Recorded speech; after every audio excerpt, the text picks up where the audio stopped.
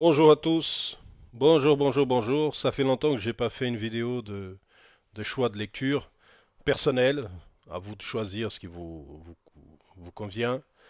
Il y a certaines personnes qui aiment lire, alors voilà, j'ai fait dans ma chaîne, il y a une playlist choix de lecture. Et là, il y a des nouveaux choix que j'ai fait, des choses que je lis depuis un certain mois déjà. On va dire, ça fait très longtemps que j'ai lu certains de ces livres même. Parce que ça fait longtemps que j'avais fait une dernière vidéo, je me souviens même plus quand j'avais fait une dernière vidéo pour des choix de lecture. Et là, je vous fais un choix assez vaste qui a un peu de théosophie, spiritisme sud-américain, des choses spirituelles allemandes, vision allemande, théosophie, Krishnamurti, bref, il y a un peu de tout là-dedans.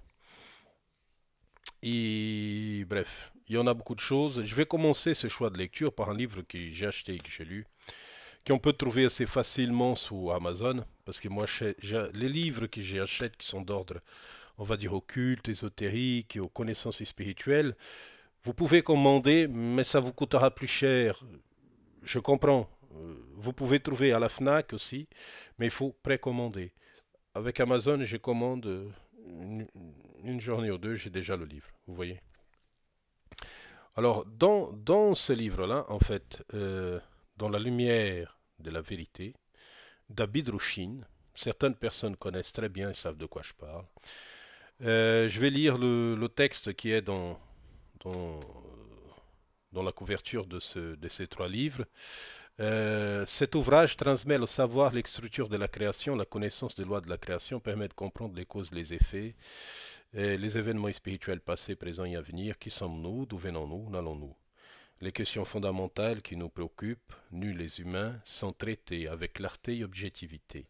Destin, l'homme et son libre arbitre, l'esprit, âme, guide spirituel de l'homme, le sang Graal, la mort, le mystère de Lucifer, le secret de la naissance, descend de la croix, astrologie, étoile de Bethléem, péché héréditaire. Bref, c'est quelqu'un qui était dans une voie très christique, très symbolique, beaucoup de choses ici, parce que c'est un tome qui a trois livres quand même. Euh, Beaucoup des choses qui sont écrites ici, sont des choses très symboliques, vous voyez. Ce sont des livres verts, c'est très intéressant à lire. Ils sont assez, le dernier surtout, il est mastoc, il est un peu plus gros que les autres. Mais dans ce livre-là, Abidrouchine, dans la vérité, dans la lumière de la vérité, nous avons, on va dire, une certaine explication de sa vision de la chose, les ressentis qu'il a ou les communications qu'il a. Bref, nous ne savons pas très bien si c'est son esprit personnel qui parle au soi, ou si c'est une communication haute, si c'est peut-être un mélange de tout ça, nous ne savons pas très bien. Par contre, ce sont les questions et les réponses qui sont extrêmement intéressantes, parce que tout ça, ça a été tiré des conférences qu'il a données dans les années 30, 40, enfin, bref, il y a très longtemps. Il nous explique des choses qui sont extrêmement intéressantes. Et surtout, un questionnement que j'ai toujours me posé par rapport à la crucifixion de Jésus-Christ, ce que nous appelons sur terre la crucifixion du Christ. Et pour moi, quelque chose que j'ai toujours trouvé non seulement honteux de le continuer à le représenter, mais aussi de faire de se prosterner devant ça. Alors que ça, pour moi, c'est le symbole total de mort. Ça veut dire c'est un symbole exécrable, il n'a rien d'intéressant là-dedans. Qui, Abidrouchine, dit dans sa vision personnelle que c'est un symbole d'un meurtre. Vous voyez, il va encore aussi fort que moi. Et c'est extrêmement intéressant parce que j'écoute sa vision, j'écoute sa pensée, et ça m'apporte un certain, on va dire, une certaine, euh, comment je pourrais dire ça, ça complémente certains questionnements que j'avais. Je ne dis pas que c'est la vérité, mais c'est intéressant d'avoir une opinion de quelqu'un qui est mort depuis très longtemps, qui a été persécuté par les nazis parce que lui, il était totalement contre cette vision archaïque qui a été implantée par le nazisme en Europe et par le fascisme en Italie et le nazisme en, en Allemagne et même par le franquisme en Espagne. En fait, l'Europe était baignée à cette époque-là de ce type de dictateurs-là. Et lui était totalement contre ces choses-là. Il expliquait d'une façon assez cohérente tous ces embriquements. C'est intéressant ensuite après de faire des recherches sur sa vie personnelle, vous allez trouver des choses très intéressantes. Mais disons que dans la lumière de la vérité, c'est son David Rushin, c'est extrêmement intéressant. Voilà. Je ne dis pas que tout ce qu'il dit est réel ou tout ce qu'il dit est cohérent. C'est une chose personnelle à lui. On doit respecter, mais nous devons avoir notre propre perception de la chose. Alors, on continue. Alors là, c'est un gros mastoc. La voix de l'occultiste. Alors, La voix de l'occultiste, ce sont des livres qui ont été écrits par Annie Bessin et par Lee de Bitter. Ce sont des personnes qui sont des cofondateurs du mouvement ésotériste et occultiste, la théosophie. Alors, dans ces livres, un exemple, dans le premier que j'ai lu, qui c'est Au pied du maître, où il parle non seulement de ses impressions, mais aussi il parle, il y a Krishnamurti qui est représenté là-dedans, Alcyone, c'est ça le mot que j'ai cherché, Alcyone, qui en fait, qui ont appelé dans ce livre, il y a une présentation des échanges, surtout Krishnamurti était extrêmement jeune, c'était un enfant même, qui avait avec ses guides spirituels. Alors, comment expliquer tout ça? La voie de silence, c'est la même chose. Ça veut dire il y a des tas d'explications là-dedans. Et la lumière sur le sentier. Bref, ce sont des visions occultes, imprégnées de dogmes et de perceptions, parce que Lidobiter était un ancien prêtre anglican. Oui, anglican. Annie Besant, c'était une dame qui est devenue féministe, qui était écrivaine et qui était, je crois, scientifique, si je ne me trompe pas. Mais c'est très intéressant ce qu'il racontait. Euh, mais ce sont des œuvres qui sont très marquées par une vision, on va dire, extrêmement occulte, que nous pouvons trouver aussi dans la majorité des écrits, qui soient des Ciné, qui soient d'Helena Bratlavsky. Bref, il y en a trop de... Je suis très sceptique au niveau des informations qui viennent de la théosophie. Je ne dis pas que tout est mauvais, mais je dirais plutôt que ce sont des choses qui ne sont pas réellement, on va dire, qu'on puisse se mettre en pratique sur le monde terrestre actuellement. Imaginez à leur époque, imaginons aujourd'hui. Alors, c'est une réflexion. Je ne dis pas que ce que je dis, c'est la vérité. Mais disons que quand nous lisons Annie Bessin, elle est déjà, la première remarque que nous faisons, c'est qu'Annie Bessin est beaucoup plus sage qu'Elie de Bitter.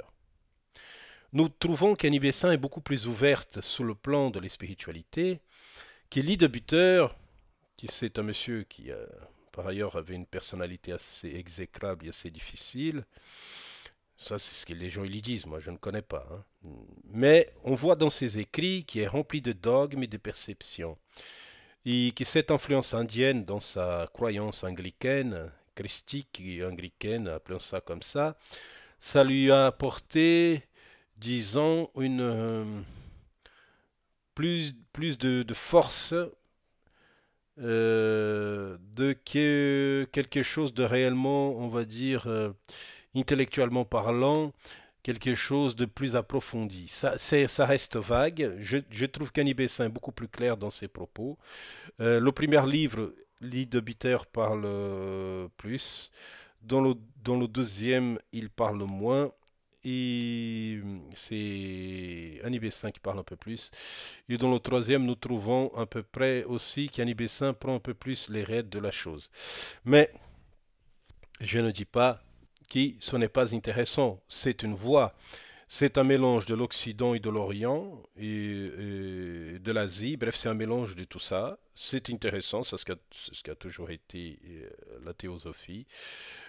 Surtout les explications qu'Alcyone donne, qui nous découvrons par la suite, quand nous lisons plus dans l'avenir et dans ce qui s'est succédé par la suite, qu'Alcyone, en fait, ce n'était rien de plus ou moins que Krishnamurti quand il était enfant, qui a été enlevé de ses parents. Bref, c'est une histoire assez étrange, un peu bizarre. Ben, c'était à leur époque et les gens vivaient de cette façon-là. C'est comme ça s'est passé comme ça. Mais ça reste des études. Après, c'est une question de réflexion personnelle. J'ai continué aussi dans cette même lignée. C'est une conférence qui a été donnée dans les années 80 par Krishnamurti, d'accord? Qui s'appelle Le sens du bonheur. Et disons, c'est comme j'ai toujours dit, je ne pense pas que Krishnamurti soit un spiritualiste. Ça me semble plus un philosophe qui est un spiritualiste pur et dur.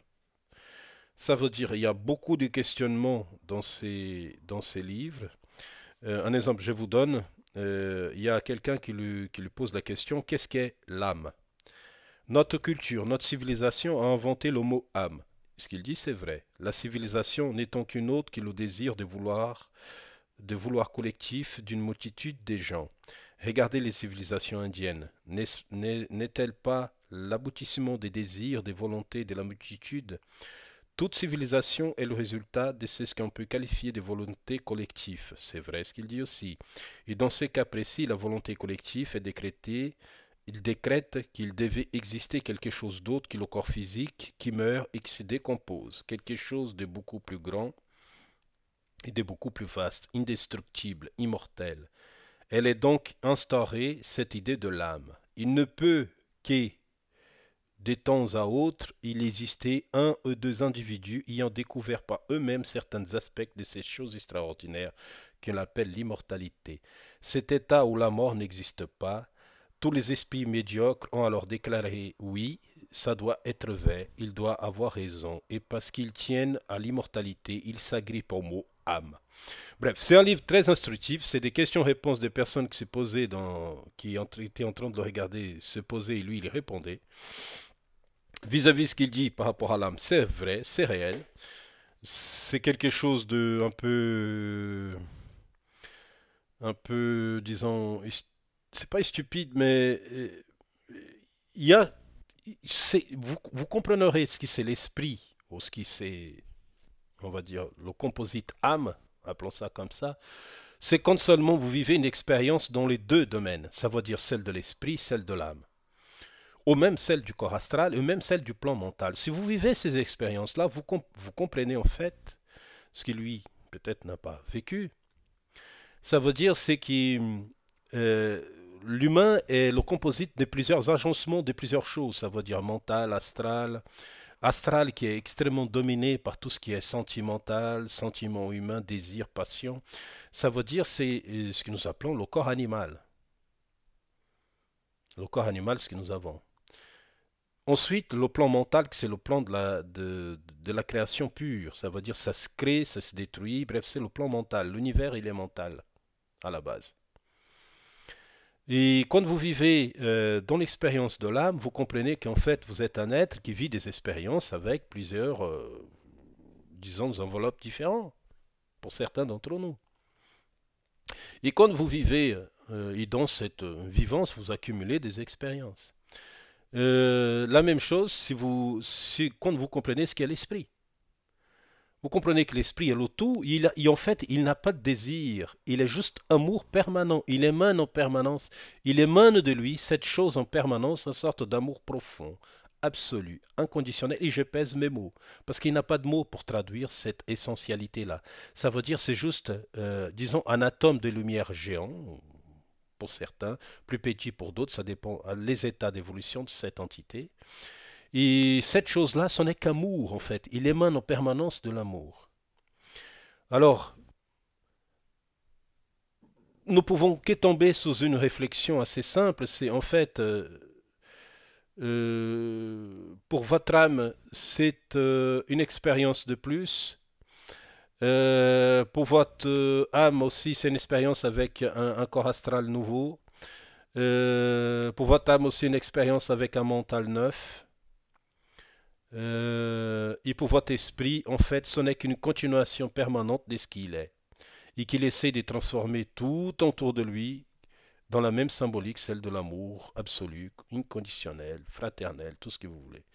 Bref, je pèse mes mots pour décrire ce type de situations-là parce que nous n'avons pas les moyens de décrire réellement la vérité. Mais il faut vivre pour comprendre cette chose-là. Si nous ne vivons pas, nous restons, comme il disait lui-même, mais on sent que lui aussi n'a pas vécu, ça se sent, hein. Parce que quand nous vivons cette chose-là, nous comprenons, on va dire, l'emboîtement de tout ça. Tout est un, mais divisé, qui a été rajouté pour que cet esprit-là puisse vivre toutes ces expériences. Et à la fin, nous comprenons qu'en fait, il n'existe qu'une seule chose, c'est un amour absolu, fraternel, inconditionnel. Et c'est ce que nous devons tous atteindre, même dans l'espèce humaine. C'est la transformation qu'il veut faire l'esprit, transformer ce monde de la matière dans ce qui, d'où il vient, ça veut dire d'un amour absolu. Et bon, c'est une vision personnelle, je ne dis pas que c'est la vérité. Je vais vous montrer deux livres que j'ai lus aussi. Un de Ramatis, qui c'est La sémence et la récolte. Pardon, c'est pas de Ramatis, Atanal Gildo, qui s'était reçu par le médium Hercílio Maes au Brésil. C'est dans la même lignée de Ramatis, qui c'est un qui se dit disciple de Ramatis. Et qui, dans ce livre, en fait, ce sont des histoires qui se faisaient énormément au Brésil à l'époque, que les médiums recevaient, des courtes, en exemple, chez lui, c'est son Chico Xavier a fait des volumes avec l'histoire d'André Luis, qui en fait c'est Bezerra de Menezes, un médecin. Le vrai nom, c'est pas André Luis, c'est plutôt Bezerra de Menezes. Et dans ce livre-là de Atanal Gildo, La sémence et la récolte, ce sont des histoires courtes où nous apprenons, par le processus toujours de la réincarnation, ce que nous avons planté, ce que nous avons sémé, nous allons récolter, qu'il soit dans le bien, qu'il soit dans le mal. Et là-dedans, il n'y en a que ça, des histoires très courtes, avec des pseudos, des noms empruntés, qui racontent le passage d'une famille, parfois d'une famille entière, d'une fratrie entière, et des esprits qui avaient des dettes entre eux et qui sont revenus pour régler certains problèmes avec lui-même. C'est intéressant, ça reste, on va dire, plus, on va dire, dans un mental pour réfléchir sur nos attitudes de nos vies respectives, mais c'est important de le lire. J'ai reçu ce livre qui le père François Brune a parlé de cette dame, qui s'appelle Gloria d'Andrade, qui s'appelle Je suis la fille des dieux.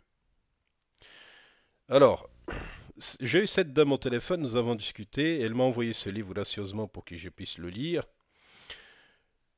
Et elle a eu une expérience qui a été déclenchée par elle a fait une sorte de, comment on pourrait appeler ça, une sorte de formation où elle a été dans un lieu avec d'autres personnes, qu'elle a passé un week-end, et c'était une sorte de, pour moi, elle a utilisé un autre mot, hein, c'était dans les années 90, elle a utilisé un autre mot, mais moi j'appelle ça un gourou, ça veut dire un truc New Age, comme il y en a plein en France, qui a fait sortir de cette dame quelque chose qui était enfui en elle. En tout cas, c'est ma perception personnelle. Euh, et qui, en fait, ça l'a déboussolé. Personnellement, je pense que c'est plus une question du soi qui est ressorti de cette personne, avec une sorte d'unification avec l'univers. Elle a eu des conversations avec le soi aussi, mais bon, elle pense qu'il sait quelque chose d'autre. Mais bon, après, c'est son opinion personnelle. C'est un livre intéressant, surtout de faire attention à tous ces manipulateurs, à toutes ces personnes qui, qui essayent de vendre des choses qui ne sont pas réelles. Vous voyez, comme des gens qui font de la... euh, comme les psychologues, de la... Bref, il y a trop de choses qui... Vous savez, fouiller dans votre mental, dans votre existence mentale, c'est très complexe. Et généralement, ça n'aboutit pas généralement à de bonnes choses. Il n'y en a que ça maintenant. Je vois sur Internet, c'est pollué de ça sur YouTube aussi. Et des personnes qui parlent, qui sont capables de rentrer au contact avec le soi de l'autre. Bref, c'est très complexe, nous devons faire très attention. J'ai vu le mal qui ça a fait à cette petite dame, Gloria, Gloria de Andrade. Je suis la fille des dieux. Euh, Il y a aussi quelque chose d'assez catholique là-dedans. J'ai un amour profond pour le Christ, mais pas pour le Christ catholique. J'ai aussi beaucoup de respect pour Marie, mais pas la Marie de l'Église. Je reste très terre à terre vis-à-vis de ça. Et disons euh, qu'il y a des explications qui sont très intéressantes là-dedans, je suis d'accord. Il y a beaucoup de choses que j'ai déjà ressenties, vécues moi-même, et qui sont transcrites là-dedans. Elle dit qu'elle a un contact avec Jésus-Christ. Euh, c'est son choix. Je ne dis pas que ni c'est vrai ni que c'est faux. Mais c'est comme j'ai déjà dit à plusieurs personnes, on donne aux entités ce qu'elles ont besoin de croire. Vous voyez? Euh, c'est comme dans une phrase, elle dit, il faut le temps, on lui dit à elle, il faut le temps de pouvoir ouvrir en vérité votre esprit à votre cœur. Alors, bref, je trouve que ce livre que je lu, il est très intéressant pour voir la manipulation des personnes qui mettent, je ne dis pas ce qu'elle a vécu est faux, loin de là, je pense que ce qu'elle a vécu c'est bien réel, mais c'est quelque chose qui a été déclenché par une tierce personne. Il y a des choses très intéressantes, mais un exemple, il y a ici ce message de Jésus-Christ est un message universel. Il n'est pas réservé aux chrétiens ni aux bouddhistes, c'est un message universel qui nous renvoie à notre appartenance véritable à toute la création. Il est pour tous ceux qui reconnaissent enfants du Créateur, croyants ou pas. Le sens de notre existence est de prendre conscience de la création et des enseignements qu'il nous a offerts. Ça, c'est vrai. De prendre soin de notre terre-mère, c'est vrai aussi. De la nature dont nous tirons toute nourriture. De prendre soin les uns des autres et de nous reconnaître mutuellement malgré nos origines et nos différentes croyances. Ça, je dis souvent aussi. Pour évoluer vers la fraternité, ça, je dis aussi, c'est très bien ce qu'elle dit, entre les peuples et la paix plutôt que de continuer de croire une division inflexible entre nous, issus des différentes cultures. C'est ce qui demeure en exact culturellement. Est exact culturellement. Cependant, chaque peuple a son chemin d'amour et de lumière à faire à partir de la culture qui a reçu par laquelle on doit évoluer vers davantage d'amour. Il est de même pour chacun de nous et de chaque être humain faire personnellement son chemin d'ouverture du cœur et d'esprit. Bref, ce qu'elle dit, c'est beau, c'est vrai, il y a beaucoup de choses là-dedans. Mais mon combat, parce que j'ai eu une discussion avec cette dame, je l'ai appelée pour dire que j'avais lu tout son livre, c'est que ce qui lui est arrivé, en fait, c'est été déclenché par une tierce personne. Et ça a été tellement fort qu'il lui a mis dans une situation difficile, non seulement de sa vie personnelle, mais vis-à-vis de tous les autres. Et c'est pour ça que je pense personnellement que ce livre, il est important pour faire attention à qui nous donnons on va dire notre mental, notre cerveau, notre corps, notre vie, à des personnes qui n'ont aucune capacité morale même, ou même spirituelle encore moins, de comprendre ce que nous sommes en réalité à part soi-même. Alors nous devons faire attention les charlatans, à les manipulateurs, à des gens qui utilisent des techniques, qui font sortir des choses, et qu'ensuite, après, les personnes ne peuvent pas se retrouver parce que le choc était brutal. Nous devons faire très attention. Il y a beaucoup de manipulation là-dedans. Beaucoup, beaucoup de manipulation, et surtout dans les spiritualités en France. Je vous conseille, c'est un livre qui parle énormément, c'est quelque chose qui est arrivé dans les années 90, il y a un certain temps déjà. Ce livre de Gloria de Andrade, Je suis la fille de Dieu. Je crois qu'elle a écrit d'autres livres aussi, et je crois aussi que le père Brune la connaissait aussi. J'ai vu ça dans une vidéo il n'y a pas longtemps. Et j'ai eu cette dame au téléphone, elle est très charmante et tout, mais voilà, je pense que la réelle spiritualité ne blesse pas les gens, ne fait pas de mal. Alors nous devons faire attention à qui nous avons affaire. Je ne parle pas dans les échanges spirituels qu'il y a eu qui sont sincères, ils sont très beaux. C'est plutôt les personnes qui se disent guides, qui vont vous aider, qui vont vous trans... Il faut faire très attention avec ça, vous savez, très attention. Alors, je viens maintenant dans quelque chose d'occulte. L'occultisme, c'est quelque chose... la science secrète, c'est un livre unicoursal que vous pouvez trouver sur Amazon. C'est des livres anciens qui sont réédités. Et dans ce livre, La science occulte, il y a Barlet, Ferrand, Papus, Eugène Denus, Julien Léger et Stanislas de Gaëtan. Tout ça, il parle de la Kabbale, des symboles à l'origine païenne, initiation à la science occulte. Vous trouvez aussi la science secrète, discussion, initiation au martinisme, la théosophie. Bref, nous avons beaucoup de choses dans ce livre qui expliquent beaucoup des visions très différentes parce qu'en fait, chaque partie du livre a été fait parce qu'il y a aussi de la franc-maçonnerie, il y a le bouddhisme, le néo-bouddhisme, la sociologie, la synthèse du martinisme, un exemple. Ce sont des choses à étudier. Je ne dis pas que tout ce qui est là-dedans, c'est vrai, mais c'est intéressant, surtout dans la perception kabbalistique, hein, parce que quand vous lisez des choses de la Kabbale, c'est très intéressant. Je ne dis pas que tout ce qui est dans la Kabbale c'est réel et c'est vrai, hein, mais disons que c'est intéressant. Alors, la science secrète, vous pouvez trouver ça sur Amazon aussi, c'est extrêmement intéressant, ou commander sur Internet, ou sur la FNAC, ou n'importe où. Peut-être dans une librairie, je ne sais pas. Parce que moi, j'achète, comme je vous avais dit déjà, ailleurs.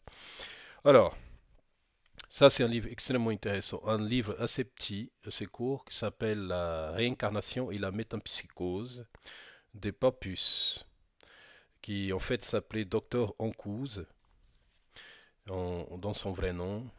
Euh, qu'est-ce que vous voulez que En fait, il y a des explications par rapport au phénomène de la réincarnation. Ils essayent d'expliquer ça d'une façon, ça veut dire en expliquant les liens sociaux. Bref, ils parlent de l'astral. Bref, ils parlent de tas de choses de là-dedans. Et c'est à vous de réfléchir. C'est intéressant parce qu'ils mettent le lien de la réincarnation avec les liens sociaux que nous avons sur Terre. Et qui, beaucoup de ces liens sociaux sont faits, ça fait penser un peu à la voie spirit, hein, à, à le sens réel, en fait, de ces interactions sociales que nous avons dans nos vies. Alors, c'est complexe, mais c'est intéressant. Et il parle même de les incarnations animales. Bref, c'est un livre à réfléchir. Il est extrêmement intellectuel, mais parce que ce monsieur était un médecin, mais c'est extrêmement intéressant. Voilà. Ça reste quand même un livre à étudier et à lire et faire sa propre opinion. Voilà, la réincarnation et la métempsychose de Papus. Euh, il y a un petit livre aussi que j'ai acheté il n'y a pas longtemps, que c'est un livre moderne, ça veut dire des années 2000, qui a été écrit par quelqu'un, qui c'est un pseudo, hein, qui s'appelle Pierre-Emmanuel, Conscience, exploration de l'expérience. Conscience, exploration de la conscience. GMJ édition. Bon, alors, je lis ce livre et c'est quelqu'un qui, dans cette histoire, il raconte qu'il était très jeune, il faisait des études de médecine, et il a eu des sorties du corps, projection mentale, ou sorties du corps, appelez ça comme vous voulez. Parce qu'en toute façon, dans le livre lui-même se doute de beaucoup de choses. Il explique certaines choses qu'il a vécues. Et dans ce livre, il y a une chose que j'ai appris, que je faisais moi depuis très longtemps, mais j'avais pas de mots pour le décrire. Vous voyez comme c'est important de parler des lectures et lire, parce que il appelait ça casser des rêves. Ça veut dire, il, quand un rêve ne nous convient pas, il le casse. Ça veut dire, il passe à une autre chose. Soit il se réveille, soit il fait une autre chose. C'est la même chose qui m'arrive souvent.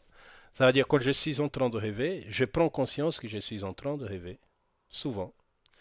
Et quand le rêve commence, il vient du subconscient. Parfois, c'est un mélange des choses de la vie courante et des choses du passé. Et je casse ce rêve. Et je me réveille. Ça ne m'intéresse pas. Ça ne m'apporte rien. La même chose, ça m'arrive quand je suis en train de, un exemple, quand je suis en train de dormir, ça m'est arrivé que j'ai commencé à rêver, c'était un rêve assez fort, assez puissant, et j'ai remarqué que ce rêve ne venait pas de moi, c'est quelqu'un qui m'avait envoyé ce rêve. Et cette personne se mettait en lien avec moi dans ce rêve. Même dans le monde de désir. Ce que j'appelle le monde des désirs, ça veut dire le monde des passions et des désirs. J'ai eu ça, oh là là. Ça a été quelque chose, une personne qui avait peut-être un désir vis-à-vis de moi, et j'ai reçu ce rêve de cette personne. Et comme il ne me convenait pas, ben, je le cassais. Et c'est là que j'ai appris qu'en fait, ce que je faisais, c'est de casser un rêve. Et dans ce livre-là, j'ai appris ce mot-là. Voilà, j'ai lu tout ce livre pour apprendre un mot qui était très intéressant. Le reste, ce sont des questionnements personnels par rapport à ce qu'il lui appelle la conscience, que moi j'appelle l'âme. Voilà, c'est intéressant. C'est à lire. Il a fait d'autres livres. Vous pouvez trouver d'autres livres de Pierre Emmanuel, qui c'est un pseudo. Hein. Bon, ça fait une demi-heure, mais bon, ça va bientôt finir.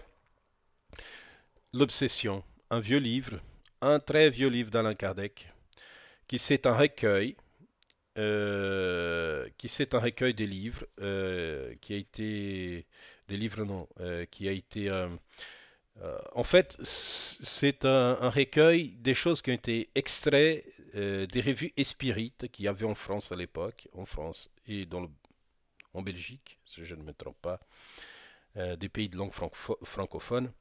Et c'était un extrait des revues Espírite, des histoires qui se passaient dans toute la France, et des histoires paranormales et que les gens envoyaient et qui ils publiaient ça après dans la revue Spirit, qui c'est un passage de 10 ans à peu près entre 1858 et 1868. Et dans ce livre, ce qui est extrêmement intéressant, nous comprenons deux choses très intéressantes, c'est la manipulation, obsession, subjugation, mystification. Parce que ça commence toujours par la manipulation, ensuite par l'obsession, ensuite par la subjugation et ensuite par la mystification. Et dans ce livre-là, nous voyons clair et net, déjà à cette époque-là, comment les esprits faisaient pour subjuguer les personnes et les mettre dans une situation très difficile. Et l'obsession, en fait, dans la Kardec, nous explique, en fait, par tous ces recueils d'expériences, comment est le système de toute manipulation, obsession, mystification, subjugation, comment nous arrivons jusqu'à la mystification qui là c'est la totale, et que nous pouvons trouver ça aussi sur Terre, hein, il y a des hommes et des femmes qui font ça à d'autres êtres humains, vous voyez. Et c'est extrêmement violent, et je conseille à tous de le lire parce que c'est un énorme apprentissage, surtout certaines personnes qui vivent actuellement un phénomène d'obsession. Il y en a plein, malheureusement. Euh, alors, il y a un petit dernier livre que je vais vous montrer, que je l'ai trouvé seulement en espagnol. Hein. Je suis désolé, je n'ai pas trouvé ce livre en français, mais c'est un livre qui est extrêmement intéressant. C'est un livre de Marshall Vian Summers. Je vais vous montrer sa petite photo de ce monsieur. Voilà, il est là. Ce monsieur qui se dit qu'il reçoit des messages des entités, ce qu'il lui il appelait les invisibles, ou ce que nous pouvons transmettre aussi, appeler ça comme, appelons ça, parce qu'en fait c'est eux qui veillent au grain, on va dire comme ça, ceux qui surveillent la création. les anges, disons ainsi, et nous parle de la vie dans l'univers et l'importance de la connaissance. Il parle aussi dans ce livre qui un jour, ça sera l'importance des médiums, c'est extrêmement important, les médiums équilibrés, qui, dans d'autres civilisations dans l'univers, ce sont les médiums qui font le contact parce qu'ils ne parlent pas du tout la même langue, ou peut-être n'ont pas les mêmes appareils, qui sont les médiums qui voient pour les planètes si les échanges avec certaines espèces est fiable ou pas.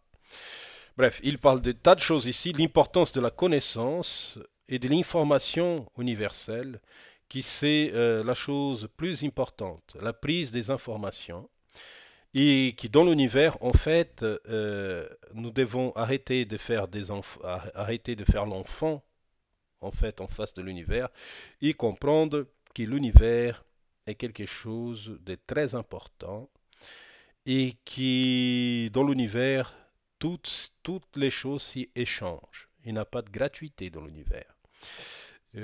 Et qui les espèces hautement évoluées ne se mélangent pas, ils ne s'interagissent pas avec d'autres espèces qui sont plus dans une recherche d'exploration de tout, non seulement du vivant, mais de toute la planète et tout. Bref, c'est assez intéressant.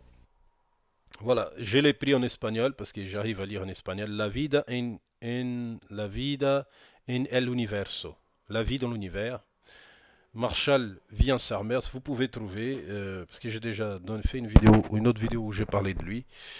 Et je vous conseille de le lire parce que c'est intéressant. Ça parle énormément de choses. Cette vision un peu New Age, Baba Cool de l'ufologie et des phénomènes UFO, c'est pas aussi simple que ça. C'est comme j'ai déjà dit dans les vidéos que j'ai déjà fait. Là-haut, il y a à boire et à manger. Nous devons faire très attention, extrêmement attention. Et je vous conseille toujours le même, un cours en miracle. C'est un vrai cours de spiritualisation. Je vous conseille tous, c'est extrêmement important pour le développement personnel. Voilà. C'est fini.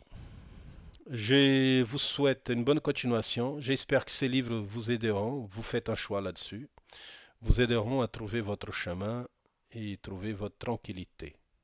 Comme ça a été pour moi. Parce qu'on apprend toujours. Ok? Allez, je vous embrasse et que la paix soit dans votre cœur et que l'amour rayonne dans votre vie. Ok? À bientôt.